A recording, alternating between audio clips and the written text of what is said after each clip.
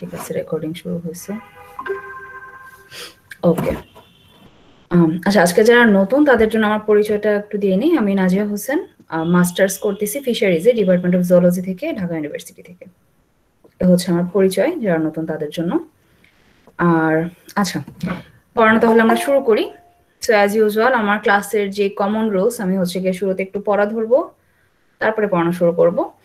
আর হচ্ছে সবাই একটু খাতা কলম বই এগুলো সামনে নিয়ে নাও। কোনো নোট যদি নিতে ইচ্ছে হয় নিতে সুবিধা হবে, বা বই সাথে থাকলে আমি কোথা থেকে পড়াইতেছি কি পড়াইতেছি সেটা ধরতে ইজি হবে। আচ্ছা, এখন কথা হচ্ছে লাস্ট ক্লাসের পড়া কি পড়ছেন আপনারা? সব চুপ।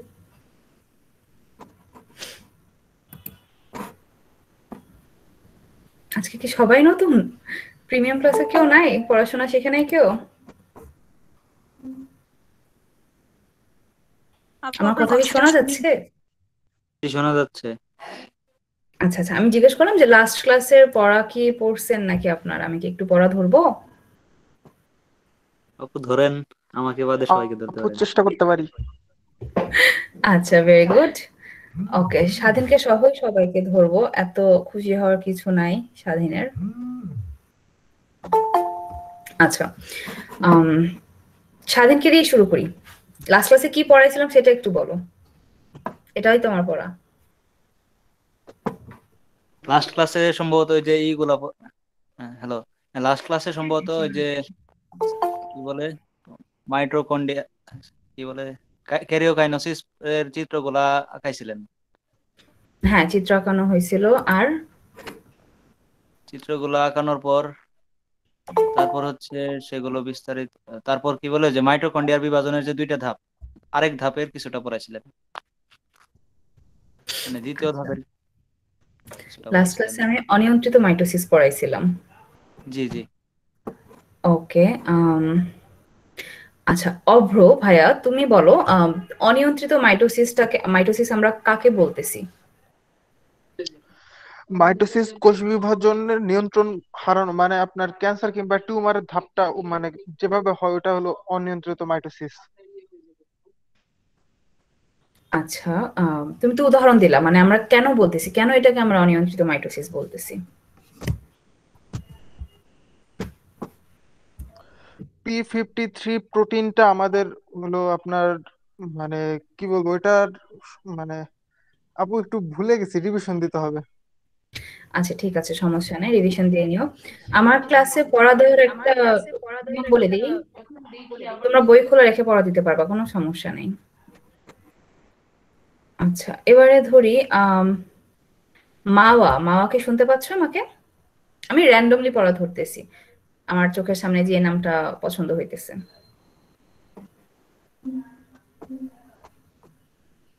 আচ্ছা, মাওয়া শুনতে পাচ্ছে না। আমার এই প্রশ্নটার উত্তরটা কে দিতে পারবা একটু গুছিয়ে সহজ ভাষায়, যে অনিয়ন্ত্রিত মাইটোসিসটা কেন হইতেছে, মানে আমি এটাকে কেন বলতেছি যে এটা অনিয়ন্ত্রিত মাইটোসিস? কেউ কি বলতে পারবে? আহ, আপু আপু আমি কোষচক্র বলবো। নিয়ন্ত্রণ হারিয়ে ফেলে, এর জন্য না? হ্যাঁ, কোষচক্র নিয়ন্ত্রণ হারিয়ে ফেলে। আর একটু ডিটেইলসে।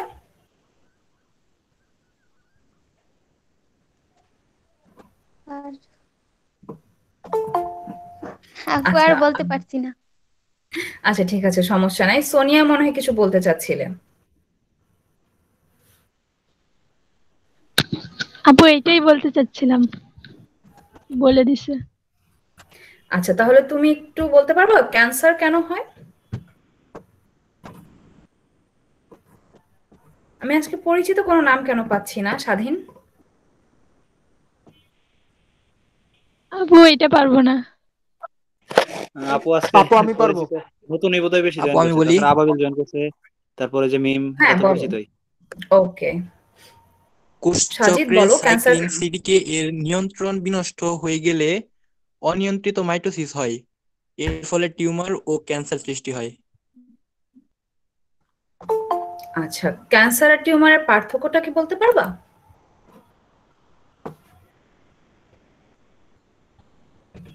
আপু যখন অনিয়ন্ত্রিত কোষ বিভাজন হয় তখন সৃষ্টি হয় হচ্ছে টিউমার, আর প্রাণঘাতী টিউমারই হচ্ছে ক্যান্সার। হ্যাঁ ঠিক আছে, কিন্তু আরো কিছু মানে একটা একটা খুব বেসিক পার্থক্য আছে। এরকম কাহিনী ঘটলে আমি সেটাকে ক্যান্সার বলতেছি, এরকম কাহিনী ঘটলে সেটাকে আমি টিউমার বলতেছি। এটা কি কেউ বলতে পারবা? আচ্ছা ইমন, পরিচিত একটা নাম পাইছি। ইমন বলো তুমি। আপু আমার শেখা হয়নি আজকে। আরে আচ্ছা, আবাবিল তুমি পারবা?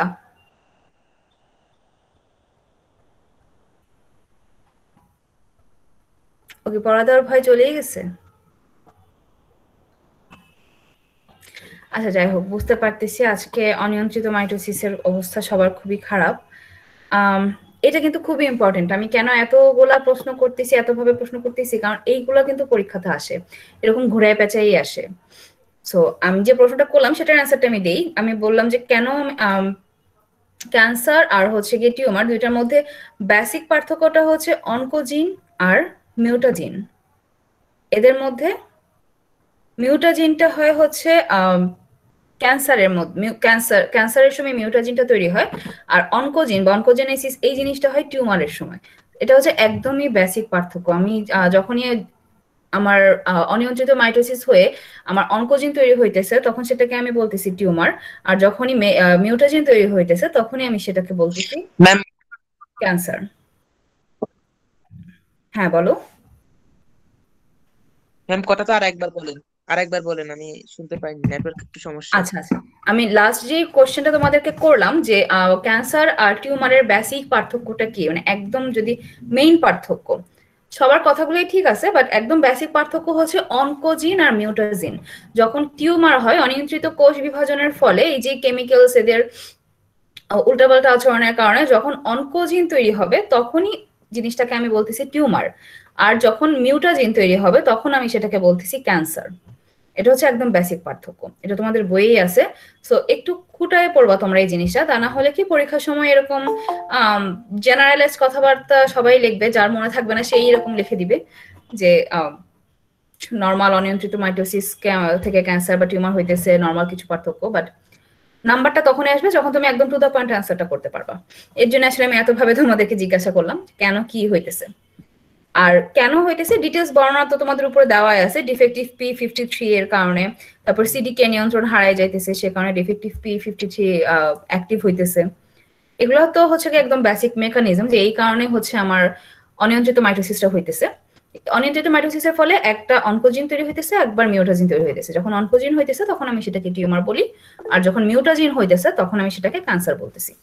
এই হচ্ছে মেইনলি এই দুইজনের মধ্যে বেসিক যে পার্থক্যটা। সবার কাছে কি ক্লিয়ার হয়েছে? জি আপু। Okay. আচ্ছা লাস্ট আরেকটা কোশ্চেন করি। নেক্রোসিস আর অ্যাপোপসিসের অ্যাপোপ্টোসিসের পার্থক্য কেউ বলতে পারবা? বই দেখেই বলো, কোনো সমস্যা নাই। নেক্রোসিস হচ্ছে পুষ্টির অভাবে কোষের মৃত্যু, আর অ্যাপোপ্টোসিস হচ্ছে জেনেটিক্যালি কোষের মৃত্যু। ওকে, ভেরি গুড। এক্সাম্পল দিতে পারবা নেক্রোসিস কোথায় হইতেছে আর অ্যাপোপ্টোসিসটা কোথায় হইতেছে?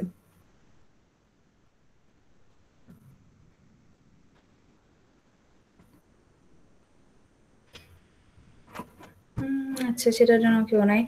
ওকে ফাইন, এই টপিকটা অনেকেই মনে হইতেছে ভালো করে পড়া নাই সবার। এটা একটু ভালো করে পড়ো, কারণ এখান থেকে প্রচুর আপু বলবো, চিন্তামূলক। হ্যাঁ বলো। বিষাক্ত দ্রব্য বা খাবার এই টাইপসের কিছু গ্রহণের বা পুষ্টির অভাবে হয় নেক্রোসিস। আর অ্যাপোপ্টোসিস হচ্ছে আপনার মানে নির্দিষ্ট সময় পর পর কোষের যে আপনার মৃত্যুটা ঘটে ওইটা। হ্যাঁ আমি একটা এক্সাম্পল দিতে বলতেছিলাম, কোন এক্সাম্পল? নেক্রোসিসের এক্সাম্পল তোমাদের বইয়ে নাই, অ্যাপোপ্টোসিসের এক্সাম্পল আছে। ব্লাড সেল যে মৃত্যুবরণ করে 120 দিন পর পর, এটার কথা বলতেছেন? ভেরি গুড, হয়েছে। আচ্ছা ঠিক আছে, আমরা তাহলে আজকের পড়া শুরু করি। স্ক্রিন দেখা যাচ্ছে সবার কাছে? জি আপু। ওকে, এখন আচ্ছা আজকে আমাদের শুরু হবে মাইটোটিক ইন্ডেক্স থেকে। এর আগ পর্যন্ত তোমাদেরকে লাস্ট ক্লাসে পড়ানো হয়েছিল। তো মাইটোটিক ইন্ডেক্সটা কি জিনিস? এই যে এতক্ষণ কথা বলে আসলাম আমরা অনিয়ন্ত্রিত কোষ বিভাজন নিয়ে, ক্যান্সার এবং টিউমার, যেখানে কোষ বিভাজন অনিয়ন্ত্রিতভাবে হইতেছে, উল্টাপাল্টাভাবে হইতেছে, এটা তো আমি থিওরিটিক্যালি পড়তেছি। বাট আমি যখন মেডিকেলি যাব বা ডায়াগনোসিসে যাব, তখন আমি আসলে কিভাবে বুঝবো যে আমি কখন একটা কোষ বিভাজনকে অনিয়ন্ত্রিত বলবো, কখন কোন স্টেজে যাওয়ার পরে আমি বলতে পারবো যে এখানে ক্যান্সার হয়েছে, বা কোন স্টেজে যাওয়ার পরে আমি বলতে পারবো যে এটা টিউমার হয়েছে। এই হিসাবটা অ্যাকচুয়ালি ডায়াগনোসিস অনেক জটিল। তো সিম্পলি মানে আচ্ছা, আমার কথা মনে হয় অনেকের কাছে আগে পড়ে যাচ্ছে। সবাই কি শুনতে পাইতেছে? তো আমি পড়াচ্ছি তাহলে।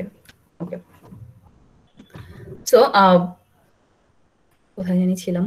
আচ্ছা, এই ডায়াগনোসিসটা কখন টিউমার হইতেছে, কখন ক্যান্সার বলতেছি, এই ডায়াগনোসিসটাও থিওরিটিক্যালি করার একটা ওয়ে আছে, যেটা হচ্ছে গিয়ে যখন ডায়াগনোসিস হয়, রিয়েল লাইফ ডায়াগনোসিস হয়, তখন ইউজ করা হয়।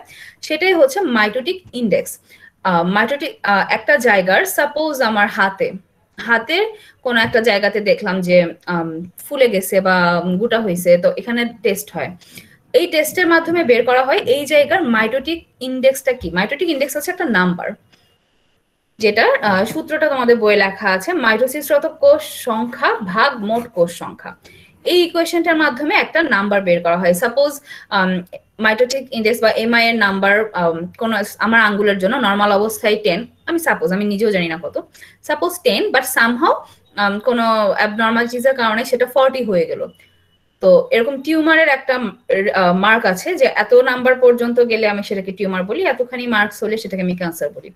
তো এই হিসাবটা করে বের করা হয় যে আমার কোষের যে বিভাজনটা, অস্বাভাবিক যে বিভাজনটা, এটা কি টিউমার পর্যন্তই আছে না ক্যান্সার পর্যন্ত গেছে।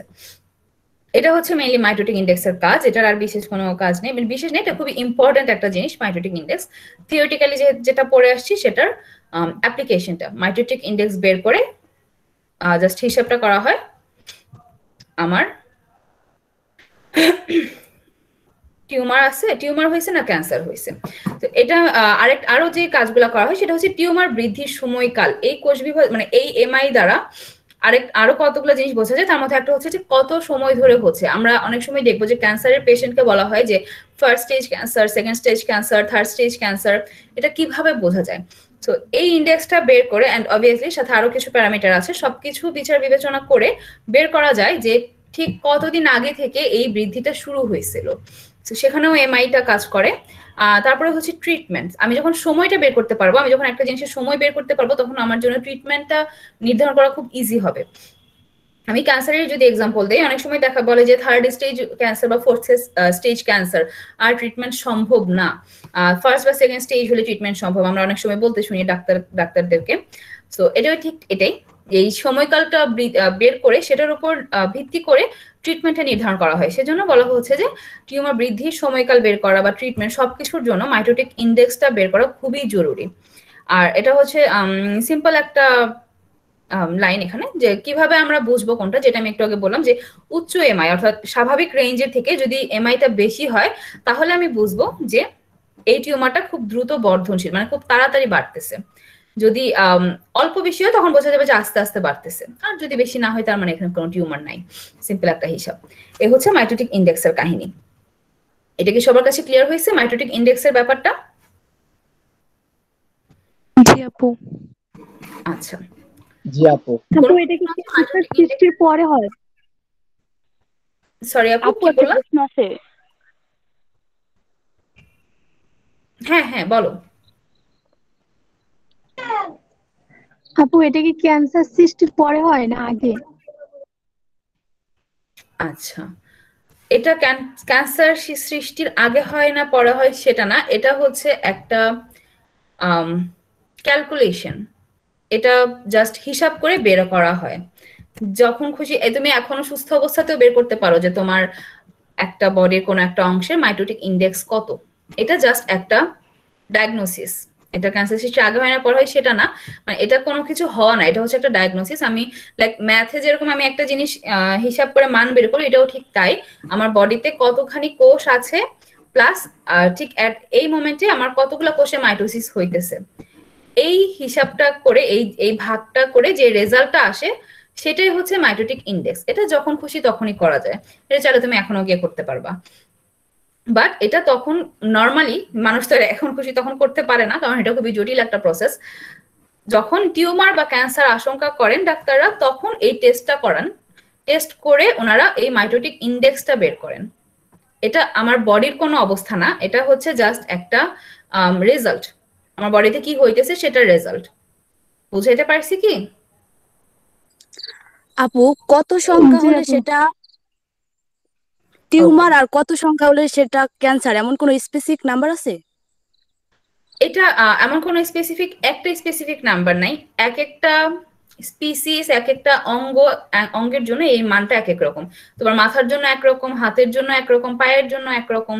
যেখানে কোষ বিভাজন খুবই স্লো হয় সেটার জন্য একরকম, যেখানে কোষ বিভাজন খুব ফাস্ট হয় সেই জায়গাটার জন্য এক এক রকম, এক এক জায়গার জন্য এক এক রকম। স্পেসিফিক ফিক্স নেই যে মানুষের জন্য এটা, বিড়ালের জন্য এটা, এরকম না। লাইক মানুষের হাতের জন্য এটা, পায়ের জন্য এটা, নখের জন্য এটা, এরকম অঙ্গ অনুযায়ী স্পেসিফিক। ঠিক আছে? জি আপু। ওকে, আর কোনো প্রশ্ন আছে কারোর এই মাইটোটিক ইন্ডেক্স নিয়ে? আচ্ছা, প্রশ্ন না থাকলে আমরা আমাদের নেক্সট টপিকে যাই। এটা আমি তোমাদের বই থেকে ছবি তুলে দিছি কারণ আমার এত কিছু লিখতে কষ্ট লাগতেছিল। অ্যামাইটোসিস আর মাইটোসিসের মধ্যে পার্থক্য অলরেডি আমরা অনেক কিছু পড়ে আসছি, সো আমার মনে হয় নিজে থেকে আমরা এটা বলতে পারবো। সো আমি জাস্ট এই স্লাইডটা একটু সরাই দিই। কেউ কি আমাকে বলতে পারবা জাস্ট নিজের মতো করে পার্থক্যটা কি অ্যামাইটোসিস বা মাইটোসিসের? জাস্ট 2 মিনিট একটু সময় নেই, কেউ যদি বলো। উচ্চ শ্রেণীর প্রাণিত হয় মাইটোসিস আর নিম্ন শ্রেণীর প্রাণিত হয় অ্যামাইটোসিস। আচ্ছা, আর কোনো পার্থক্য তোমার কাছে মনে হয়?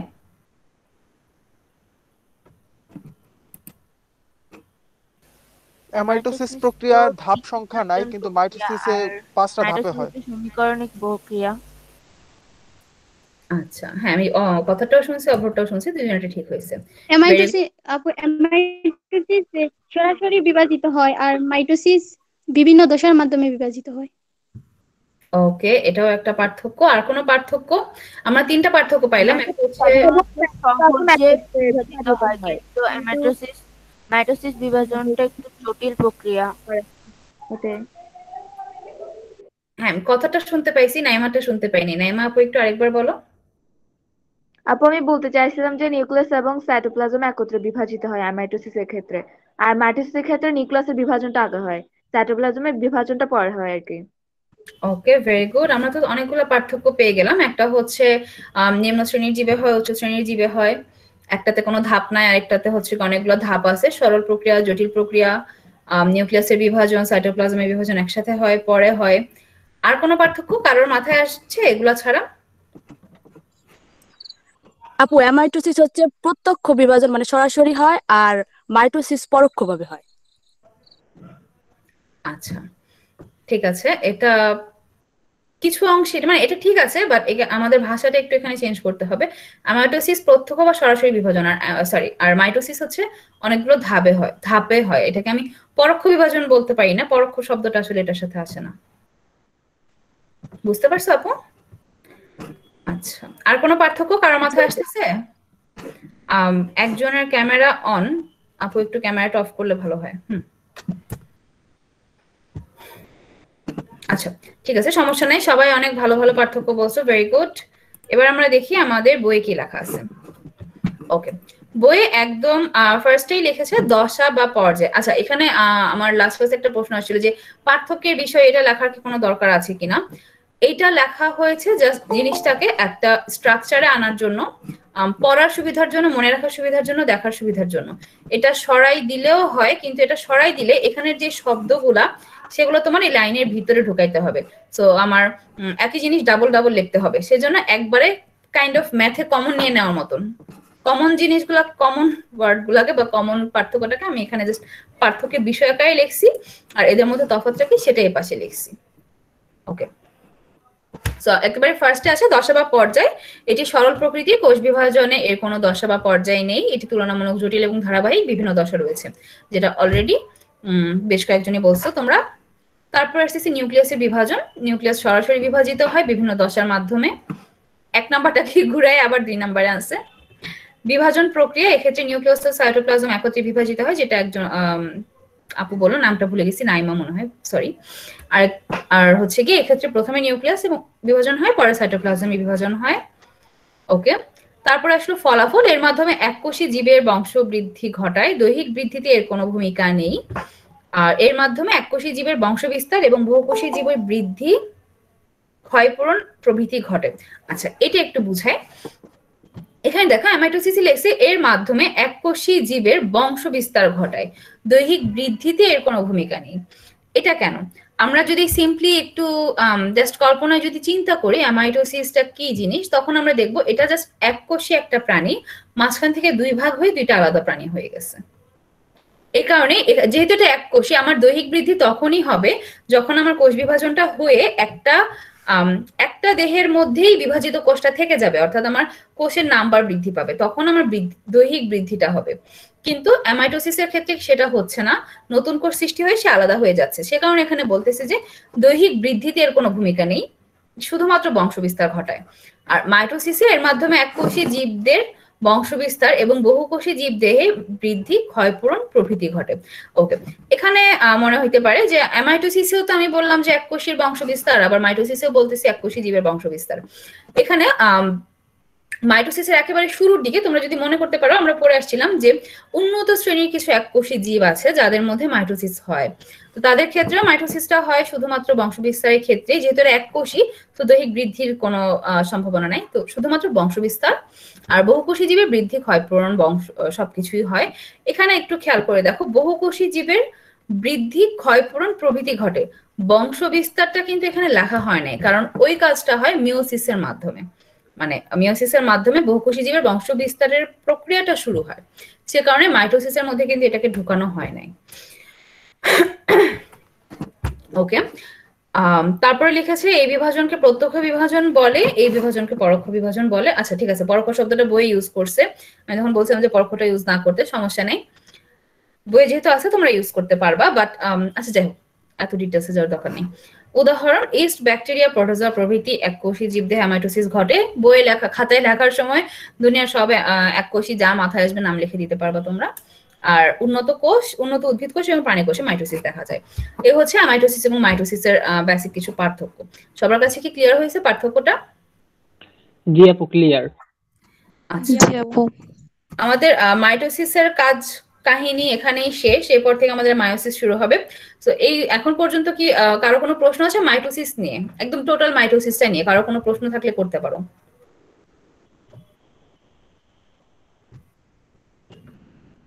আচ্ছা, কারো কোনো প্রশ্ন নাই, খুবই ভালো।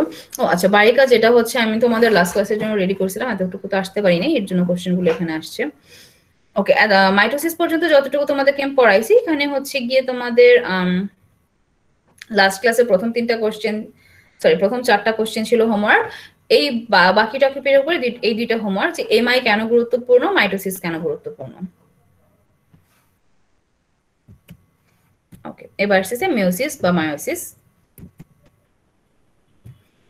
ওকে, মিওসিসের সংজ্ঞা অলরেডি আমরা পড়ে আসছি চ্যাপ্টারের একেবারে শুরুর দিকে, যে এটা হ্যাপ্লয়েড সেলে হয়, হ্যাপ্লয়েড অ্যানিমেলে অথবা হচ্ছে কি ডিপ্লয়েড অ্যানিমেলের গ্যামেট সেলে হয়।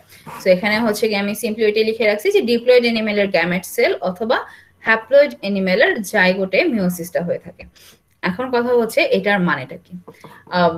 ডিপ্লয়েড অ্যানিমেলের গ্যামেট সেল, আচ্ছা আমরা যখন সামনে পড়বো তখন দেখবো ডিপ্লয়েড অ্যানিমেলের গ্যামেট সেলে প্যারেন্টস দুই ধরনের প্যারেন্টস থেকে দুইটা সিঙ্গেল সেট ক্রোমোজোম আসে। সো সেখানে মিওসিস হইতেছে। আর হ্যাপ্লয়েডে অলরেডি সিঙ্গেল সেট আসেই, ওদের ক্ষেত্রে জাইগোটে হইতেছে।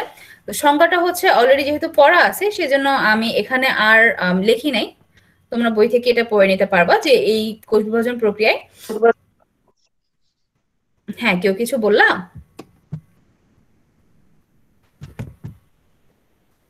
হ্যালো, আচ্ছা ঠিক আছে, ওকে। সো মাইটোসিসে আমরা দেখে আসছি যে একটা কোষ বিভাজিত হয়ে 2টা কোষ হয় এবং অপত্য কোষে মায়ের সমান মানে মাতৃকোষের সমান সংখ্যক ক্রোমোজোম থাকে। আর মিওসিসকে আমরা অলরেডি হ্রাসমূলক বিভাজন পড়ে আসছি, সংজ্ঞাও পড়ে আসছি যে এর নিউক্লিয়াস 2বার, নিউক্লিয়াসের বিভাজন কয়বার হয় এটা আমি বারবার ভুলে যাই, সরি একটু দেখে নিই। হ্যাঁ, নিউক্লিয়াস 2 বার এবং ক্রোমোজোম 1 বার বিভাজিত হয় এবং আমার মাতৃকোষ থেকে অপত্য কোষে ক্রোমোজোমের সংখ্যা অর্ধেক হয়ে যায়। এখানে ছবিটা থেকে আমরা দেখতে পাচ্ছি একদম আমাদের প্যারেন্ট সেলে 4টা ক্রোমোজোম আছে। এরা হচ্ছে সেল ডিভিশন হয়ে একেবারে লাস্টে 1টা থেকে 4টা কোষ হয় এবং 4টা থেকে 2টা করে ক্রোমোজোম সবার মধ্যে আসছে, যে কারণে এই মিওসিসটাকে আমরা বলতেছি হ্রাসমূলক বিভাজন। ওকে, আচ্ছা, সংজ্ঞার ডিটেলস আমি আর গেলাম না, কারণ অলরেডি যেহেতু আমরা পড়ে আসছি, অনেকবারই পড়ে আসছি মিওসিসের সংজ্ঞা, সো এখানে আর বলার কিছু নাই, একই কথা 100 বার বলার। সো আগের ক্লাসগুলো তোমরা দেখলে এটা বুঝে যাবা। এবার আসি আমরা আবিষ্কারে। প্রতিটা টপিকেরই একটা আবিষ্কারের ইতিহাস আছে, যে এটা কিভাবে আসছে, কোত্থেকে আবিষ্কার হয়েছে, কেমনি কি হ্যান তেন। সো এবার এখানে আসছে যে আমাদের মিওসিসের আবিষ্কার। মিওসিসটা সবার প্রথম বিজ্ঞানী বেন্ডেন এন্ড হাউস, এরা দুজন মিলে 1883 সালে অ্যাসকারিস লাম্ব্রিকয়েডিস, আচ্ছা স্পিসিসটা দেন শুধু অ্যাসকারিস স্পিসিসে গ্যামেট সেল। অ্যাসকারিস হচ্ছে এক ধরনের ওয়ার্ম জাতীয়, ওয়ার্ম লাইক, তোমরা আরেকটু সামনে গেলে পড়বা বা 19 এ পড়ে আসছো কিনা আমি ঠিক জানি না। প্লাটিহেলমিনথেস নাকি নেমাটোড অ্যাসকারিস, ভুলে গেছি। প্লাটিহেলমিনথেস অথবা নেমাটোড, এই দুটোর যে কোনো একজনের সদস্য অ্যাসকারিস। তো ওনার Platyhelminthes. Okay, very good, thank you. প্লাটিহেলমিনথেসের একটা সদস্য হচ্ছে অ্যাসকারিস, সোজা বাংলায় যদি আমরা বলি কৃমি। ওনাদের গ্যামেট সেলে সর্বপ্রথম আবিষ্কার করেন মিওসিসটা। তারপরে আচ্ছা, এটা হচ্ছে এনিম্যাল। তারপরে হচ্ছে গিয়ে প্ল্যান্টের ক্ষেত্রে 1888 সালে স্ট্রাসবার্গার ফ্লাওয়ারিং প্ল্যান্ট বা পুষ্পক উদ্ভিদের গ্যামেট থেকে মিওসিস আবিষ্কার করেন। তারপর হচ্ছে ফার্মার অ্যান্ড মোর 1905 সালে মিওসিসের নামকরণ করেন। আর বোভারি হচ্ছে গিয়ে রাউন্ড ওয়ার্মের গ্যামেটে বা গোল ক্রিমের গ্যামেটে এই মিওসিসটা আবিষ্কার করেন। এ হচ্ছে মিওসিসের আবিষ্কারের কাহিনী। এখানে কোনো সিকোয়েন্স নাই, এই জিনিসটা তোমাদের অবজেক্টিভের জন্যই আসবে, সাবজেক্টিভের জন্য এগুলো কখনোই আসে না। সো অবজেক্টিভের জন্য এটা তোমাদের জাস্ট মনে রাখতে হবে। আচ্ছা, এরপরে তোমাদের বই আছে যে মিওসিসটা কোথায় হয়, সেটা আমি এখানে আর অ্যাড করি না, অলরেডি আমরা বলে আসছি। মিওসিসটা হচ্ছে একেবারে ফার্স্ট স্লাইডে আমি বলে আসলাম, ডিপ্লয়েড সেলের গ্যামেটে আর হ্যাপ্লয়েড সেলের জাইগোটে হচ্ছে, এটা এখানে লেখা আছে। ওকে, এরপরে একটা খুবই ইম্পর্টেন্ট কোশ্চেন আছে তোমাদের বইয়ে, যে জীবনের ধারাবাহিকতা রক্ষায় মিওসিসের অবদান। এখানে হচ্ছে কি আমি 3টা ছবি দিছি, একটা হচ্ছে মাইটোসিস, একটা হচ্ছে মিওসিস, আর একটা হচ্ছে ফার্টিলাইজেশনের একটা ছবি। একদম প্রথম ছবিটা, আমার কার্সারটা একটু দেখো, এইটা হচ্ছে মাইটোসিস, এটা হচ্ছে মিওসিস, আর এটা হচ্ছে ফার্টিলাইজেশন। কেন এটা দিছি সেটা আমি এখন বুঝাচ্ছি। জীবনের ধারাবাহিকতা রক্ষায় মিওসিসের অবদানটা আসলে কি? আমরা যদি সিম্পলি চিন্তা করি, মিওসিসটাকে আমরা ভুলে যাই, যদি মনে করি যে মাইটোসিস ছাড়া আর কোনো ধরনের সেল ডিভিশন হয় না এই জগতে, তাহলে আমরা দেখতে পাবো মাইটোসিসে একদম মাদার সেলে বা মাতৃ সেলে যে কয়টা ক্রোমোজোম থাকে, বাচ্চা সেলে বা ডটার সেলেও ঠিক সেই কয়টাই ক্রোমোজোম থাকে। সো সাপোজ যখন এগ ফর্মেশন হয় বা একটা বাচ্চা জন্ম নেওয়ার সময় মায়ের কাছ থেকে এগ আসে এবং বাবার কাছ থেকে স্পার্ম আসে। মায়ের কাছে এগে ধরো মায়ের বডিতে 4টা ক্রোমোজোম আছে, এইগেও 4টা ক্রোমোজোমই আছে যদি মিওসিস না হয়। বাবার বডিতে 4টা ক্রোমোজোম আছে, বাবার স্পার্মেও 4টা ক্রোমোজোম আছে। এখন যখন এই এগ এবং স্পার্মটা মিলবে, 4 যোগ 4 টোটাল 8টা ক্রোমোজোম বাচ্চার মধ্যে আসতেছে। তাহলে বাচ্চা কয়টা পাইতেছে? 8টা ক্রোমোজোম পাইতেছে, কিন্তু মা বাবার কিন্তু 4টা করে ক্রোমোজোম। তাহলে বাচ্চার ক্ষেত্রে কিন্তু ক্রোমোজোমের সংখ্যা জাস্ট ডাবল হয়ে গেল। এখন এই বাচ্চার যখন আবার বাচ্চা হবে, তখন সেখানে 16টা ক্রোমোজোম হয়ে যাবে, অর্থাৎ আবার ডাবল হয়ে যাবে। এইভাবে ক্রোমোজোমের সংখ্যা বাড়তে থাকবে, যেটা আনন্যাচারাল, মানে অস্বাভাবিক। এর ফলে যেটা হবে, দানব তৈরি হবে। তোমাদের এই বই আছে কিনা জানি না, মাইটোসিস যখন এই ক্রোমোজোমের সংখ্যা যখন প্রচুর বেড়ে যায় বডিতে, তখন হচ্ছে কি দানবাকৃতির অফস্প্রিং তৈরি হয় বা বাচ্চা তৈরি হয়। সো তাহলে জাস্ট চিন্তা করো, মা যদি থাকে 1 ফিট, তাহলে তার প্রথম প্রজন্ম, দ্বিতীয় প্রজন্ম, তৃতীয় প্রজন্ম গিয়ে জাস্ট একটা এক্সপ্লোশন হবে মাইটোসিসের, কারণ শুধুমাত্র মাইটোসিস কোষ বিভাজনই হইতেছে। সো ক্রোমোজোমের সংখ্যা ডাবলই হইতেছে।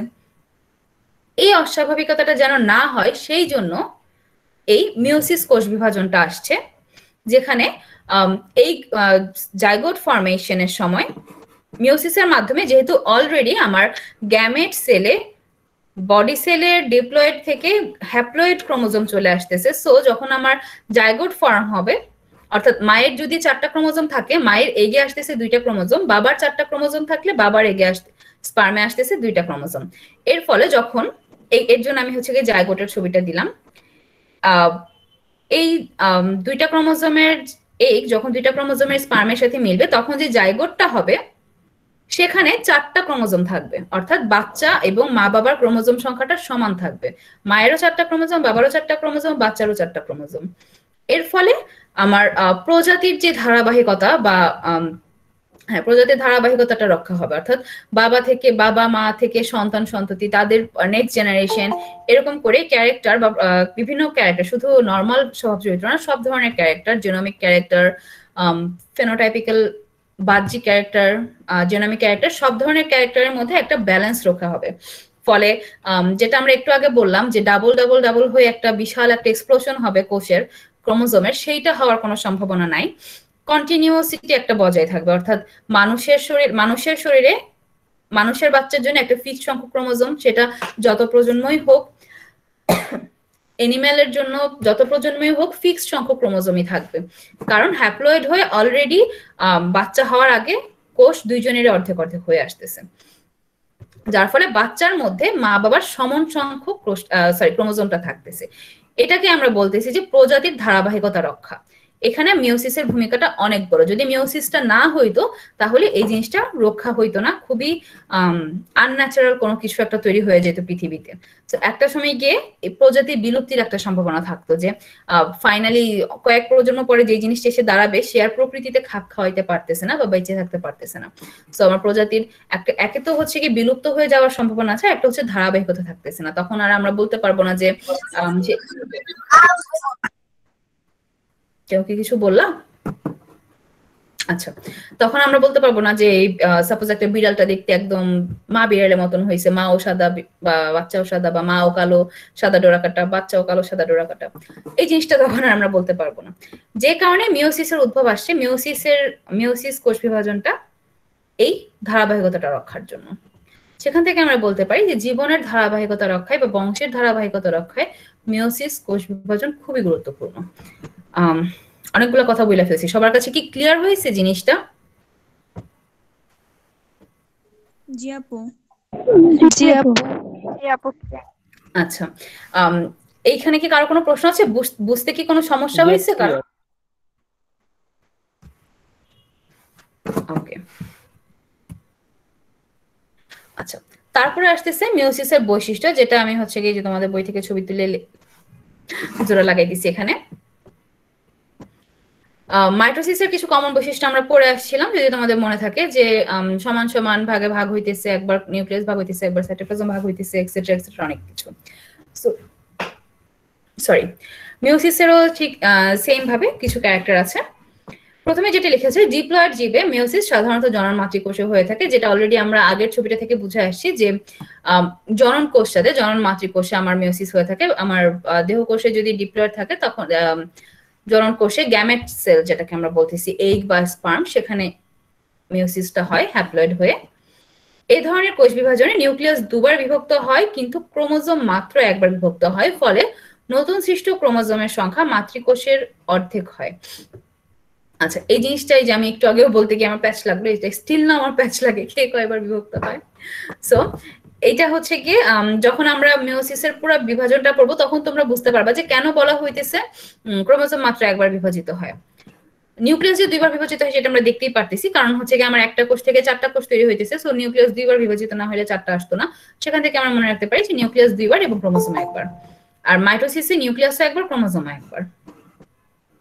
ওকে, প্রোফেজ 1 দীর্ঘস্থায়ী বিধায় একে 5টি উপপর্যায়ে বিভক্ত করা চলে। আচ্ছা, এটা হচ্ছে জাস্ট একটা পড়া কনসেপচুয়াল একটা লাইন। প্রোফেজ 1টা অনেক দীর্ঘস্থায়ী, সো এটাকে পড়ার সুবিধার্থে বা স্টাডি করার সুবিধার্থে বিজ্ঞানীরা 5টি উপপর্যায়ে ভাগ করছে, যেটা আমরা একটু পরে দেখব কি কি। হোমোলোগাস ক্রোমোজোম জোড় বেঁধে বাইভ্যালেন্ট সৃষ্টি করে, এটা কি জিনিস সেটাও আমরা দেখব। আচ্ছা, এখানে আমি একটু বুঝাই হোমোলোগাস ক্রোমোজোমটা কি জিনিস। এটা একটা ছবি দিতে পারলে ভালো হইতো। আচ্ছা, ছবি মনে হয় আছে।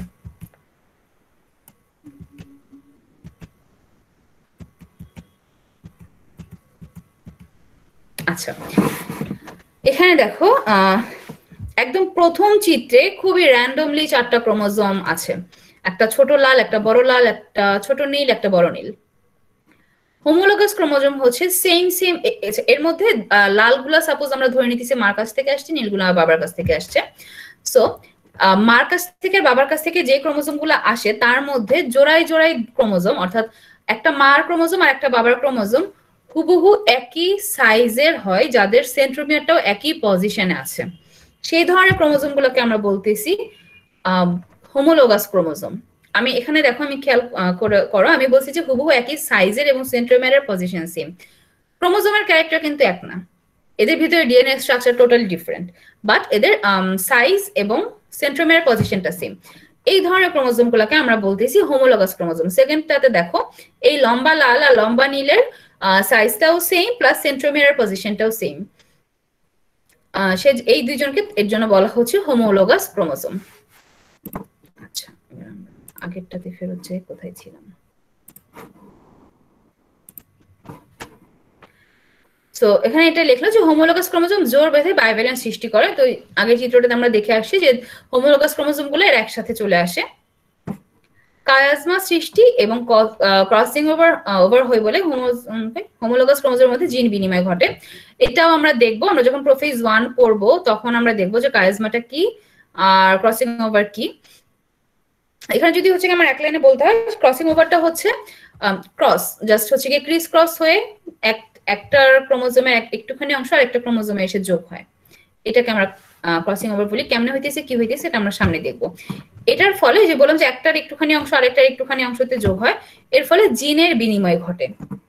যেহেতু একজনের অংশ আরেকজনের মধ্যে রাখতেছে, স্বাভাবিকভাবেই ওই অপরজনের কিছু অংশ আরেকজনের মধ্যে চলে আসতেছে। একটি মাতৃকোষ 2n হতে 4টি হ্যাপ্লয়েড n অপত্য কোষের সৃষ্টি হয়, যেটা অলরেডি আমরা ছবিতে দেখে এসেছি যে একটা থেকে 4টা তৈরি হয়। সো আচ্ছা, একজনের যদি 2n থাকে তাহলে অবশ্যই হ্যাপ্লয়েড এটা n হয়ে যাবে, স্বাভাবিক ম্যাথমেটিক্যাল হিসাব। ক্রোমোজোমের স্বতন্ত্র বিন্যাস ঘটে, এটাও যখন আমরা ফার্দার পড়বো তখন দেখবো ক্রোমোজোমের স্বতন্ত্র বিন্যাস ঘটে। তার মানে, এটার মানে হচ্ছে এরা কে কার সাথে কিভাবে বিন্যাস হবে এটা একদমই স্পেসিফিক।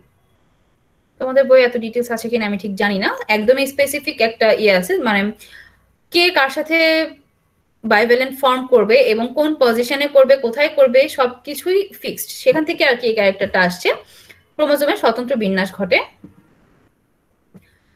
তারপরে ক্যারেক্টারটা বলা হয়েছে ক্রসিং ওভার এবং ক্রোমোজোমের স্বতন্ত্র বিন্যাস ঘটে বলে এই প্রক্রিয়ায় উৎপন্ন কোষগুলো কখনো মাতৃকোষের সমগুণ সম্পন্ন হয় না। আচ্ছা, এইটা একটু দেখো, এটাও এখানে আমি যে একটু আগে ক্রসিং ওভারটাতে বলে আসলাম যে জিন বিনিময় ঘটে। এই জিন বিনিময় ঘটার সাথে সাথেই কিন্তু ক্যারেক্টারটা চেঞ্জ হয়ে গেছে, অর্থাৎ মায়ের জিনের কিছু অংশ বাবার জিনের কিছু অংশের সাথে মিলে গেছে বাচ্চার জিনে। তো স্বাভাবিকভাবেই বাচ্চা 100% মা কিংবা 100% বাবা হবে না, দুইজনের কারোর মতনই হবে না, দুইজনের থেকে একটু একটু করে পাবে। সেখান থেকে আর কি বলছে যে কখনোই উৎপন্ন কোষগুলো মাতৃকোষের সমগুণ সম্পন্ন হবে না। তারপরে হচ্ছে লাস্টেরটা বলছে মায়োসিস কোষ বিভাজনে সৃষ্ট নতুন কোষে নতুন চারিত্রিক বৈশিষ্ট্যের আবির্ভাব ঘটে, বংশগতিতে বিশেষত প্রকরণ সৃষ্টিতে এটি খুবই গুরুত্বপূর্ণ। মায়োসিস হলো জীবসমূহের মধ্যে বৈচিত্র্য সৃষ্টির একটি প্রধান উপায়। ওকে, এটার ব্যাখ্যা কি তোমাদের বই আছে কিনা আমি সেটাও জানি না, এটার একটা ব্যাখ্যা আছে, এটা আমি একটু বলি। এটা প্রশ্নে আসে কেন এটা হয়, ক্রসিং ওভারটা দিয়ে অ্যাকচুয়ালি এটা ব্যাখ্যা হবে, যখন আমরা ডিটেলসে করবো তখন বুঝতে পারবো। সো সবকিছুই হচ্ছে ক্রসিং ওভারের মাধ্যমে। ক্রসিং ওভারে যেহেতু জিনের বিনিময় ঘটতেছে, সো অবভিয়াসলি ক্যারেক্টার চেঞ্জ হইতেছে, যেটা আমি বললাম যে মায়ের কিছু ক্যারেক্টার বাবার কিছু ক্যারেক্টারের সাথে ম্যাচ হয়ে নতুন একটা ক্যারেক্টার অফস্প্রিং এ তৈরি হইতেছে। সেখান থেকে আমরা বলতেছি যে নতুন চারিত্রিক বৈশিষ্ট্যের আবির্ভাব ঘটে বংশগতিতে বিশেষত প্রকরণ সৃষ্টিতে। ওকে, এই ক্যারেক্টারটা মেইনলি মানুষের ক্ষেত্রে না বা এনিম্যালের ক্ষেত্রেও সেভাবে না, এটা মেইনলি অ্যাপ্লাই করা হয় প্ল্যান্টের ক্ষেত্রে। আমরা রিসেন্টলি শুনে থাকবো যে ধানের অনেক সংকর প্রজাতি তৈরি হয়েছে, ইরি বিরি আর অনেক রকমের নাম আছে, এরা সবগুলোই হচ্ছে গিয়ে বিরি 3 বিরি 4 এরকম অনেক রকমের ধান আছে। এগুলো আসলে কি, এগুলো হচ্ছে গিয়ে এই টেকনোলজিটাকে এই থিওরিটাকে অ্যাপ্লাই করে বানানো হয় যে যখন বাংলাদেশে প্রাকৃতিকভাবে, যদি আমি বলতে চাই প্রাকৃতিকভাবে যে ধানগুলো ছিল সেগুলোর মধ্যে অনেক নতুন নতুন এবং অনেক উন্নত ভ্যারাইটি ছিল, অর্থাৎ আচ্ছা, ধানেরটাতে থেকে আমরা যদি আমেরটা যাই, আমের এক্সাম্পল দিলে বুঝতে সুবিধা হবে। আমরা আম সবাই খাই, ল্যাংড়া আম খাই, ফজলি আম খাই, হিমসাগর আম খাই। এক একটা আমের টেস্ট এক এক রকম। এখন বিজ্ঞানীরা চিন্তা করলেন কি, সাপোজ ল্যাংড়া এবং হিমসাগর এই দুইজনটাকে যদি cross। আপু আমার একটা কোশ্চেন ছিল। হ্যাঁ বলো। আপু যমজ বাচ্চা হয় যে ওটা কেমনে হয়, যে যমজ সন্তান হয় বলে ওটা? আচ্ছা, যমজ বাচ্চা কেমনে হয় এটার উত্তর এখানে নাই। এটার উত্তর যখন আসবে, এই টপিকটা যখন আসবে তখন আমরা বলবো, ঠিক আছে? তোমাদের বই আছে, মানে তোমাদের বই এই টপিকটা থাকতে পারে, না থাকলেও সমস্যা নেই। এটা রিলেভেন্ট টপিকটা যখন আমি পড়বো তখন বলবো। কারণ এখন যমজ বাচ্চা কিভাবে হয় বলতে গেলে আমার ক্লাস শেষ হয়ে যাবে। আচ্ছা, যেটা বলতেছিলাম যে প্রকরণ। সো বিজ্ঞানীরা চিন্তা করলেন যে আমি ল্যাংড়ার ফজলিকে যদি ব্রিড করাই তাহলে কি কোনো উন্নত ভ্যারাইটি আসবে কিনা, কারণ ল্যাংড়ার টেস্টটা অনেক মজার। ফজলি না, হিমসাগর ধরি, ফজলি ভালো লাগে না আমার, হিমসাগরের টেস্টটা অনেক মজার। সো এই দুইটা মজার বা উন্নত ক্যারেক্টারকে যদি আমি একসাথে করি তাহলে কি আরো উন্নত কিছু তৈরি হবে কিনা, সেই চিন্তা থেকে যেটা করানো হয় সেটা হচ্ছে গিয়ে হাইব্রিড ক্রস করানো হয়। অর্থাৎ নর্মালি কিন্তু প্রকৃতিতে ল্যাংড়ার সাথে হিমসাগরের ক্রস হবে না, বিজ্ঞানীরা এখানে একটা হাইব্রিড করেন, যার ফলে উন্নত কোনো প্রজাতি তৈরি হয়। যেমন আমরা যে আম্রপলি আমটা খাই, এটা কিন্তু একটা সংকরিত আম, অর্থাৎ অন্য দুটো প্রজাতির আমকে একসাথে ক্রস করাই তৈরি করা হয়েছে। এটাই এখানে মেইনলি লেখা হয়েছে যে বিশেষত প্রকরণ সৃষ্টিতে এটি খুবই গুরুত্বপূর্ণ। যদি মায়োসিস কোষ বিভাজনটা আবিষ্কার না হইতো, আমরা যদি জানতে না পারতাম যে এখানে ক্রসিং ওভার ঘটে যার ফলে ক্যারেক্টার এক্সচেঞ্জ করা যায়, তাহলে এটা আমরা করতে পারতাম না। এই সংকরায়ন বা বিশেষ প্রকরণটা মেইনলি ক্রসিং ওভারের উপরে নির্ভর করে তৈরি করা হয়। ধানের ক্ষেত্রেও সেম, উন্নত প্রজাতির দুইটা ধানের ক্যারেক্টার, এটা পুরোপুরি ল্যাব বেসড। জাইগোট তৈরির সময় দুইটা উন্নত প্রজাতির জিন একসাথে কেটে জোড়া লাগাই জাইগোটটা তৈরি করে নতুন প্রজাতি তৈরি করা হয় আর কি। সো এটা মেইনলি করা হয় প্রকরণ সৃষ্টির সময়। এই হচ্ছে এই 9 নাম্বারটার ব্যাখ্যা। এই কারণে বলা হইতেছে যে মায়োসিস হলো। হ্যাঁ বলো আপু, একটা কোশ্চেন ছিল আমার। হ্যাঁ বলো। যে আমরা যে কোনো ফলের দানা থেকে যে বীজটা নিই, ওই বীজটা কি ওর মাতৃ গুণাগুণটা কি পাবে? সরি, বুঝতে পারিনি। যে কোনো ফলের বীজ থেকে যে চারাটা উৎপন্ন হয়, ওইটা কি মাতৃ গুণাগুণ কি পাবে? আচ্ছা, ওইটা মাতৃ গুণাগুণ পাবে কিনা এটা অনেকগুলো ফ্যাক্টরের উপর নির্ভর করে, শুধুমাত্র থিওরি দিয়ে হবে না। সাপোজ আমি খুব মজার একটা আম খাইলাম, এই আমটা যদি এই টেস্টই পাইতে চাই, আমাকে অবশ্যই এই আমটা যেই মাটিতে হয়েছিল সেরকম নারিশমেন্ট আমার লাগবে, সেরকম পুষ্টি লাগবে, সেই আবহাওয়াটা লাগবে। আমি চাইলেই সৌদি আরবের খেজুর বাংলাদেশে উৎপন্ন করতে পারবো না। তখনই পারবো যখন আমি সৌদি আরবের খেজুর যেই মাটিতে হইতেছে সেই পরিবেশটা তৈরি করতে পারবো। থিওরিটিক্যালি বলা যায় যদি আমি ওই বীজটা লাগাই তাহলে আমার ওই গাছটাই হবে, কিন্তু ওই গাছটা হওয়ার জন্য আমার ওই পরিবেশটাও লাগবে। এখানে অনেক রকমের ফ্যাক্টর থাকে। যখন হচ্ছে আমরা প্র্যাকটিক্যালি অ্যাপ্লাই করতে যাব তখন শুধুমাত্র একটা লাইনের উপর আমি করতে পারবো না যে আমি যদি এত মজার একটা খেজুর খেলাম বা এত মজার একটা আম খাইলাম এটা লাগাই দিলে হয়ে গেল, এত সিম্পল না। এটা থিওরিটিক্যালি হ্যাঁ, আমি যদি ওই বীজটা লাগাই আমি ওই গাছটাই পাবো, কিন্তু এখানে আমার আশেপাশের সবগুলো ফ্যাক্টরকে একসাথে করতে হবে। ওই রকমের মাটি লাগবে, ওই রকমের আবহাওয়া লাগবে, ওই রকমের টেম্পারেচার লাগবে, ওই রকমের আর্দ্রতা লাগবে। সবকিছু যদি আমি সেম করতে পারি তাহলে আমি হুবহু সেম জিনিসটাকে পাবো। বুঝাতে পারছি? শুধুমাত্র এক লাইনে যে আমি ইচ্ছা মতো লাগাই দিলে পাবো না। আজকে আবার জিওলজি ক্লাস শুরু হয়ে যাবে এখনই, সবাই জয়েন করতে থাকো। কে কি কথা বললো বুঝলাম না। কিসের ক্লাস আপু? আমি তো কিছু বলি নাই, মানে কথা কে বললো? আমি তো আজকে 7টা বাজে কোন আপুর জিওলজি ক্লাস ছিল আমি দেখলাম। কে বললো? হ্যাঁ, আপু ওই ক্লাসই হইতেছে আপু।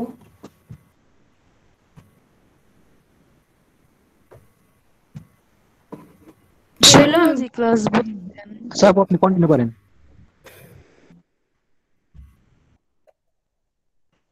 আচ্ছা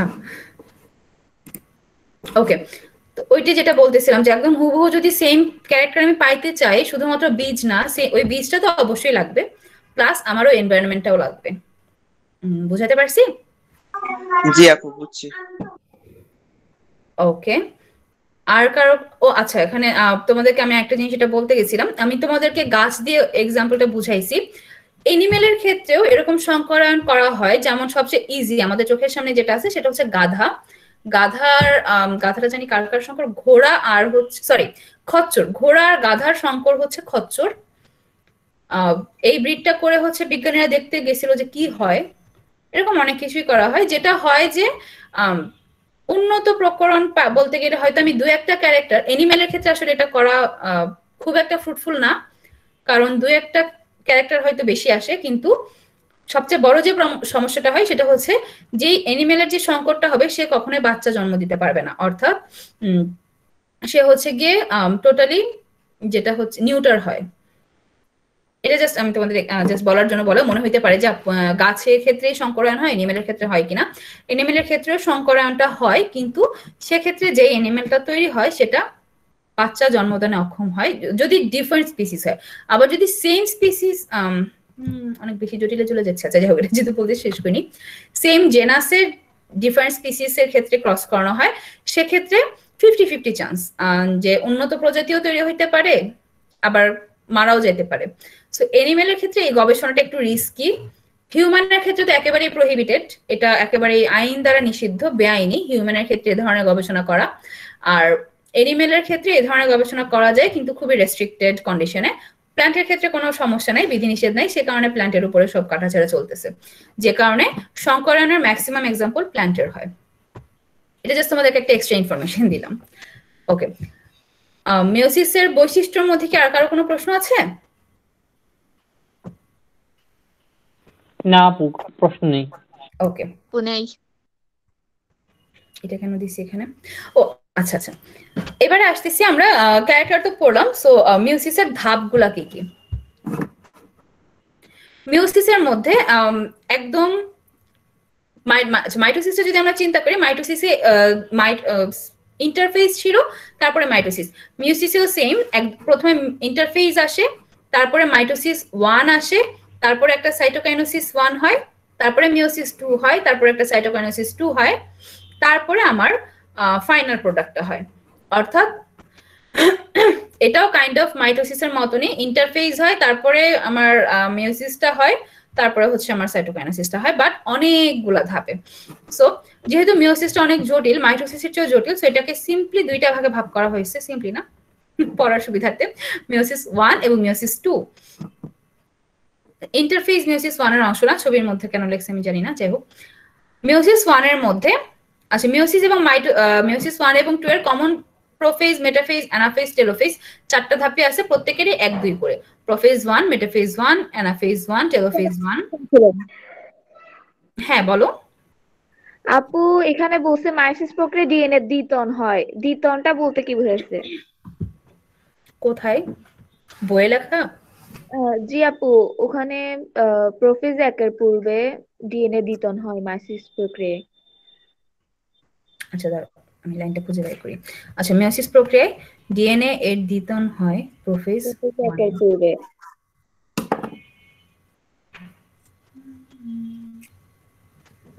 দ্বিতন কি জিনিস? আচ্ছা, এই শব্দটার মানে আমি তোমাদেরকে নেক্সট ক্লাসে বলবো, আমি নিজেও জানি না দ্বিতন কি বুঝাইছে। প্রোফেজ 1 এর পূর্বে যেটা হয় সেটা, ও আচ্ছা আচ্ছা আচ্ছা আচ্ছা, হ্যাঁ হ্যাঁ বুঝতে পারছি। আল্লাহ, এত জটিল বাংলা কেন। ইন্টারফেসটা তোমরা একটু মনে করে দেখো, ইন্টারফেস 10 আমরা পড়ছিলাম যে ইন্টারফেজের এস ফেজে ডিএনএর সিনথেসিস হয়, ডিএনএর রেপ্লিকেশনটা হয়, অর্থাৎ একটা ডিএনএ থেকে 2টা ডিএনএ তৈরি হয়, যে কয়টা ডিএনএ আছে সেগুলো সবগুলো ডাবল সেট তৈরি হয়, সেটাকেই হ্যাঁ রেপ্লিকেশনটা হয়, অর্থাৎ একটা ডিএনএ থেকে 2টা ডিএনএ বা যেই কয়টা ডিএনএ আছে সবগুলোরই একটা একটা করে কপি তৈরি হয়, সেটাকে বলতেছে দ্বিতন হওয়া। আল্লাহ, আচ্ছা রেপ্লিকেশনের বাংলা বলছে দ্বিতন, অতি অতি জটিল বাংলা। হ্যাঁ কিছু বললাম?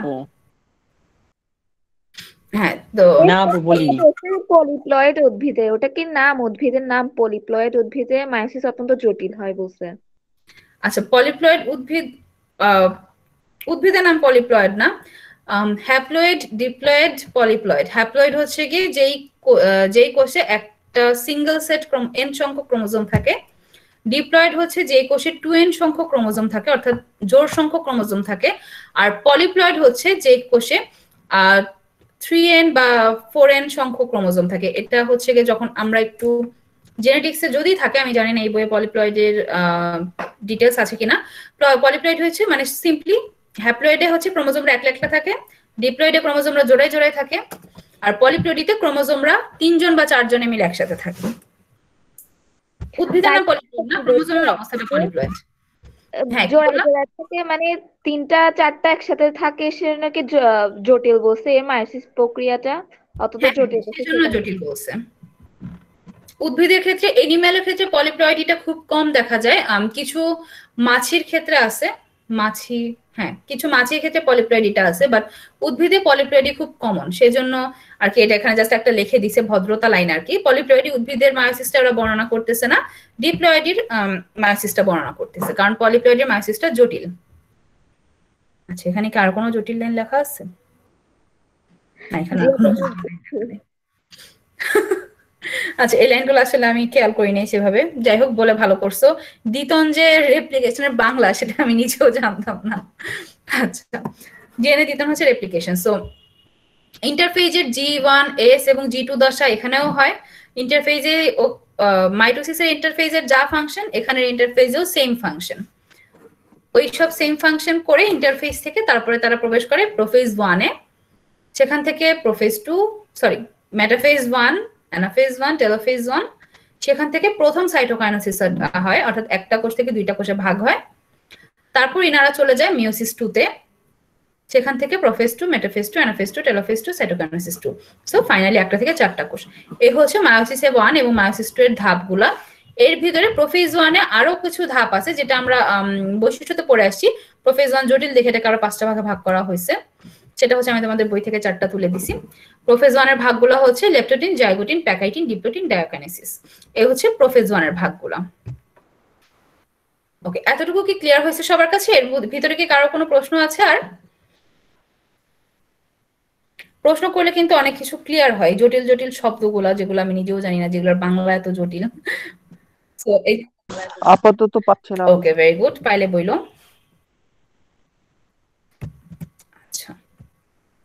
আচ্ছা, এখানে হচ্ছে কি একটা ভিডিও রাখছিলাম, সেটা হচ্ছে গিয়ে মিওসিসের কোষ বিভাজনটা মাইটোসিসে যেরকম দেখাইছিলাম। কিন্তু কথা হচ্ছে তোমাদের কি ক্লাসের সময় আছে? নেক্সট কি কোনো ক্লাস আছে আজকে এরপরে 8টায়? না আপু, ক্লাস নাই। আচ্ছা, তাহলে আমরা ভিডিওটা দেখি। আচ্ছা, ভিডিওটা দেখার আগে এতটুকু তোমাদের আজকে বাড়ির কাজটা একটু বলি। বাড়ির কাজ এই অলরেডি তো ওখানে একটা বলে আসলাম, এমআই কেন গুরুত্বপূর্ণ, মাইটোসিস কেন গুরুত্বপূর্ণ, আর হচ্ছে গিয়ে মাইটোসিস কি, কাকে বলে, মাইটোসিস কেন লিখছি, মিওসিস হবে, সরি আমি এখানে ভুল লিখে ফেলছি। মিওসিস কি, কাকে বলে, কোথায় হয়, কেন হয়, আবিষ্কারের ছক, আর মিওসিস না হলে কি হতো। এখানে মাইটোসিস না মিওসিস, আমি লেখার সময় ভুলে মাইটোসিস লিখে ফেলাইছি। ওকে, এখন আমরা হচ্ছে একটু নেক্সট ক্লাসে হচ্ছে আমরা মিওসিসের ডিটেইলসটা পড়বো। তো ডিটেইলসটা যেন আমরা ইজিলি বুঝতে পারি, সেটার জন্য হচ্ছে আমাদের এই ভিডিওখানা।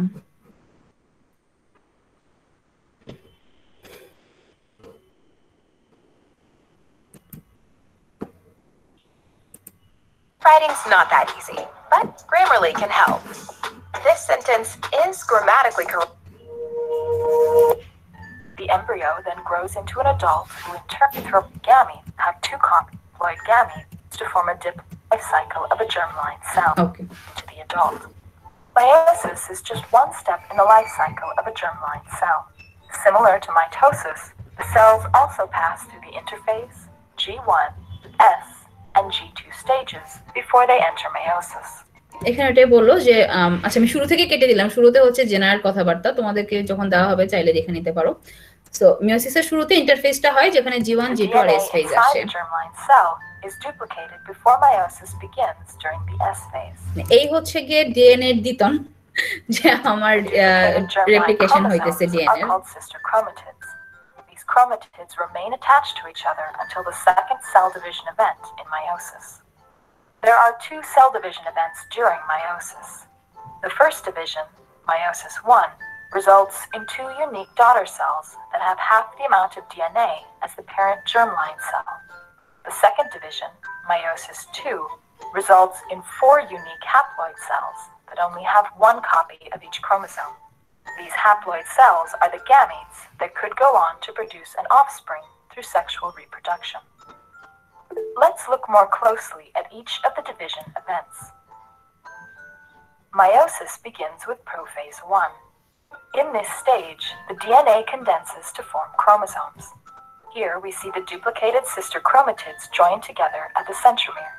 They stay fused at the centromere throughout meiosis 1. Next, each pair of homologous chromosomes undergoes synapsis to form a complex involving two pairs of sister chromatids. Chromosomal material is exchanged between the two pairs of sister chromatids. Okay, এতটুকু পর্যন্ত বলি। Prophase 1 মিওসিসের prophase 1 আর মাইটোসিসের prophase 1 এর একদম প্রথম দিককার ক্যারেক্টারগুলো same যে এখানে হচ্ছে গিয়ে ক্রোমোজোমের পানি বের হয়ে এগুলো মোটা খাটো হয়, কয়েল ফর্ম করে। আচ্ছা, এখানে হচ্ছে গিয়ে 5টা ভাগ দেখায় নাই, একসাথে সবগুলো কাজ দেখাইছে। তারপরে হচ্ছে গিয়ে এরা যেখানে বললাম যে বাইভ্যালেন্ট ফর্ম, অর্থাৎ হোমোলোগাস ক্রোমোজোম গুলো সবাই একসাথে জোড়ায় জোড়ায় আসে, বাইভ্যালেন্ট ফর্ম হয়। তারপরে এদের মধ্যে ক্রসিং ওভার ঘটে, অর্থাৎ একজনের ক্রোমোজোমের একটা অংশ আরেকজনের ক্রোমোজোমের সাথে যুক্ত হয় এবং জায়গায় জায়গায় ভেঙে জাস্ট জোড়া লাগে। এখানে দেখো ক্রসিং ওভারটা যে জাস্ট দুই জায়গায় ঘটবে এমন না, অনেকগুলো ক্রসিং ওভার ঘটতে পারে। এটা ডিপেন্ড করে তোমার স্পিসিস টু স্পিসিস ভ্যারি করে। This event is called a recombination, or more commonly, crossing over. After crossing over, the sister chromatids for each chromosome are no longer identical to one another. This is one of the reasons why no two siblings, aside from twins, are genetically identical. There are several more key steps in prophase 1. The nuclear membrane begins to break down. Then, the two centrosomes migrate to opposite ends of the cell and microtubules appear. The microtubules then attach to the chromosomes. The next phase of meiosis 1 is called metaphase 1. Here, okay. এখানেও just মাইটোসিসের প্রোফেজের মতন এখানেও same, একেবারে শেষ ধাপে centriole গুলো আসে, এদের সাথে যুক্ত হয়। তারপরে মেটাফেজ 1টা তৈরি হয়। chromosomes align at the equator of the cell. The chromosomes align randomly, which results in different combinations each time meiosis occurs. The next phase is anaphase 1. During this phase, homologous chromosomes separate and migrate to the two poles of the cell. Importantly, the sister chromatids remain attached at their centromeres. The final steps of meiosis 1 are telophase 1 and cytokinesis. Here, the cell divides into two daughter cells. Each of these two cells now undergo meiosis 2. Meiosis 2 is similar to mitosis.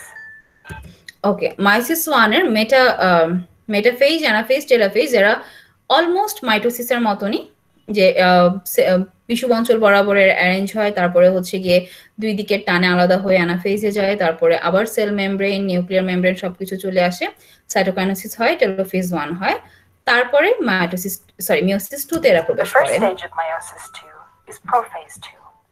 Again, chromosomes condense, the nuclear envelope breaks down, and the spindle apparatus forms. The major difference between prophase 2 and prophase 1 is the fact that the daughter cells have only one copy of each homologous chromosome. So in prophase 2, there is no synapsis of homologous chromosomes or crossing over. In metaphase 2, the chromosomes align. এখানে যেটা বললো prophase 2 prophase 1 এর মতো না, এখানে কোনো crossing over বা কোনো কিছুই হয় না, সিম্পলি এরা পানি জাস্ট রিলিজ করে কয়েলড আর কনডেন্সড হয়।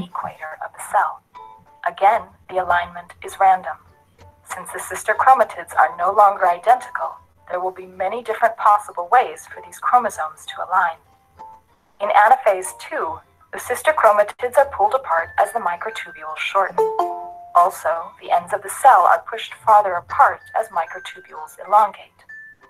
In telophase 2, the nuclear membrane reforms and the cytoplasm is আর অ্যানাফেজ 2 তে আমরা হচ্ছে গিয়ে অ্যানাফেজ 1 এ যেটা দেখেছিলাম, ক্রোমোজোমরা দুই প্রান্তে যাচ্ছে কিন্তু সেন্ট্রোমিয়ার থেকে কেউ আলাদা হচ্ছে না, একসাথেই যাইতেছে। এখানে অ্যানাফেজ 2 তে সেন্ট্রোমিয়ার বরাবর ভাগ হয়ে দুটো সিস্টার ক্রোমাটিড দুই পাশে চলে যাচ্ছে, কাইন্ড অফ মাইটোসিস অ্যানাফেজে যেটা হয় যে সেন্ট্রোমিয়ার বরাবর এরা ভাগ হয়। Divided into the two haploid daughter cells. This division is called cytokinesis. Since meiosis 2 began with 2 cells, and each of those cells were split into 2 cells, we now have 4 unique haploid cells at the end of meiosis. These cells are gametes. 2 gametes, one from a father and one from a mother, may fuse to produce a diploid embryo. The resulting embryo then grows through many cycles of mitosis.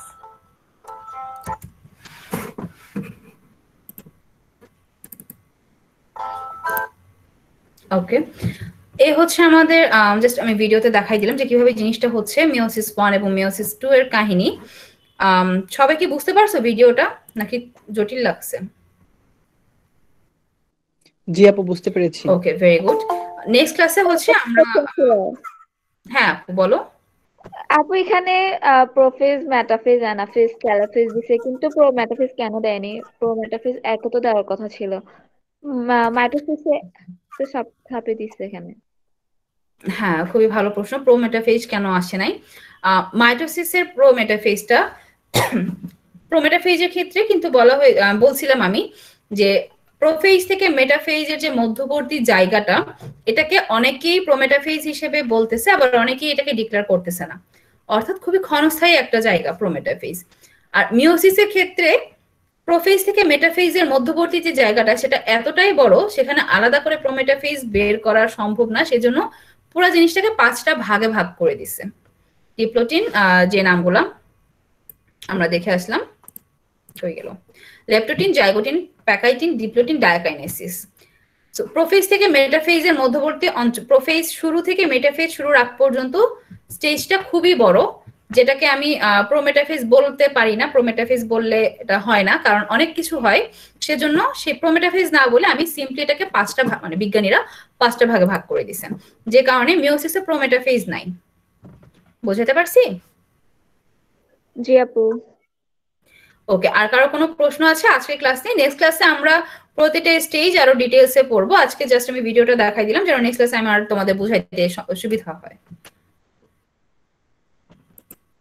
আপু আমার একটা প্রশ্ন ছিল। হ্যাঁ বলো। হ্যামালোগাসটা যদি আরেকটু clear করে একটু বুঝাই দিতেন আর কি। কিটা? হ্যামালোগাসটা। হ্যামালোগাস কি জিনিস? হ্যামোলোগাস মনে হয়। জি হ্যামোলোগাস। ও আচ্ছা আচ্ছা আচ্ছা, হোমোলোগাস হোমোলোগাস ক্রোমোজোম। আচ্ছা সরি, হ্যামোলোগাসটা যদি একটু বুঝাই দিতেন। হ্যাঁ হ্যাঁ আমি বুঝাচ্ছি, দাঁড়াও, হয়ে গেল আমার ছবি। এখানে দেখো এই ছবিটাতে একদম শুরুতে লেপটোটিন যেটাতে লেখা, ক্রোমোজোমগুলো র্যান্ডমলি আছে, 2টা লাল এবং 2টা নীল। তার মধ্যে একটা বড় লাল, একটা ছোট লাল, একটা বড় নীল, একটা ছোট নীল। সো সাপোজ আমি ধরি নেই লালগুলো আসছে মার কাছ থেকে, নীলগুলো আসছে বাবার কাছ থেকে। এখন এটা হচ্ছে গিয়ে তোমার প্রকৃতির নিয়ম। গ্যামেটে যখন এই সেল বাবার কাছ থেকে এবং মার কাছ থেকে ক্রোমোজোমগুলো আসে, দুইজন করে ক্রোমোজোম হুবহু একই রকম দেখতে, মানে একই রকম সাইজে হয়, যাদের সেন্ট্রোমিয়ার গুলা একই জায়গায় বসে আছে। সেই ক্রোমোজোম গুলাকে আমরা বলতেছি হোমোলোগাস ক্রোমোজোম। আমরা যদি নেক্সট ছবিটাতে দেখি, জাইগোটিনে এই হোমোলোগাস ক্রোমোজোমরা একসাথে চলে আসে। অর্থাৎ এই যে লাল বড়টার সাথে নীল বড়টা, এবং যেহেতু এদের সেন্ট্রোমিয়ার পজিশনও সেম, ওরা দুইজন একসাথে চলে আসছে। সো এই দুইজনকে আমি বলতেছি হোমোলোগাস ক্রোমোজোম। আর এই দুইজনের একসাথে চলে আসাটাকে আমরা বাইভ্যালেন্ট বলতেছি। এটা আমরা নেক্সট ক্লাসে বুঝবো। বাট সিম্পলি হোমোলোগাস ক্রোমোজোম হচ্ছে আমার 2টা প্যারেন্ট সেল থেকে আসা ক্রোমোজোম গুলোর মধ্যে যারা যেই দুইজন দেখতে একই রকম, তাদেরকে আমরা হোমোলোগাস ক্রোমোজোম বলতেছি। হোমো অর্থাৎ একই, মানে সমান সমান। লোগাসের বাংলাটা আমি ভুলে গেছি। সো হোমোলোগাসটা হচ্ছে একই রকমের দেখতে বোঝায়। বুঝে গেছে আপু? জি আপু বোঝা গেছে। ওকে, আমার কার্সরি, আমি দেখি আমার কার্সরি হারাই ফেলছি। আচ্ছা, আর কারো কোনো প্রশ্ন আছে? না আপু। আচ্ছা ঠিক আছে, আর কারো কোনো প্রশ্ন না থাকলে আমাদের আপাতত আসছে কিছু বললাম। মারুফ? না ম্যাম, কিছু বলি নাই। আচ্ছা আচ্ছা ঠিক আছে, তাহলে আজকের ক্লাসটা এখানেই শেষ। তোমাদের হোমওয়ার্ক গুলো হচ্ছে, এটা মাইটোসিস না, মাইটোসিসে মিওসিস বসবে, কি কাকে বলে, কোথায় হয়, কেন হয়, আবিষ্কার না হইলে কি হইতো, আর হচ্ছে কই গেল এমআই কি, কেন গুরুত্বপূর্ণ, আর মাইটোসিসটা কেন গুরুত্বপূর্ণ। এগুলো হচ্ছে তোমাদের হোমওয়ার্ক, এগুলো তোমরা করে জমা দিবে। আর তোমাদের যে জাতীয় হোমওয়ার্ক আজকে যতটুকু করানো হয়েছে সেটার একটা সামারাইজড ফর্ম তোমরা লিখে জমা দিবে। স্বাধীন ভাই একটু হোমওয়ার্ক দেওয়ার নিয়মটা আবার বলে জি দাও। প্রথমত তোমাদের সবাইকে অসংখ্য ধন্যবাদ ক্লাসটি করার জন্য। ইনশাল্লাহ নেক্সট ক্লাসেও আমরা সবাই একই সাথে জয়েন করব। আজকের ক্লাসের সামারি এবং হোমওয়ার্ক তোমরা my study friend free class Facebook গ্রুপে পোস্ট করবে। উপরে হ্যাশট্যাগ দিয়ে my study friend free class লিখে দিবে। এই তো, ওকে, সবার কাছে তাহলে ক্লিয়ার হয়েছে আশা করি। আর স্বাধীনের তো আর কিছু বলা নাই, তাহলে আমাদের ক্লাস আজকে এখানে শেষ। স্বাধীন তোমাদেরকে কিছু লিংক দিছে অ্যাটেন্ডেন্সের। ওকে, হ্যাঁ সবাই অ্যাটেন্ডেন্সের লিংকটা ফর্মটা পূরণ করো, নইলে তোমাদের যারা পূরণ করবে না তাদেরকে গ্রুপ থেকে রিমুভ দেওয়া হবে।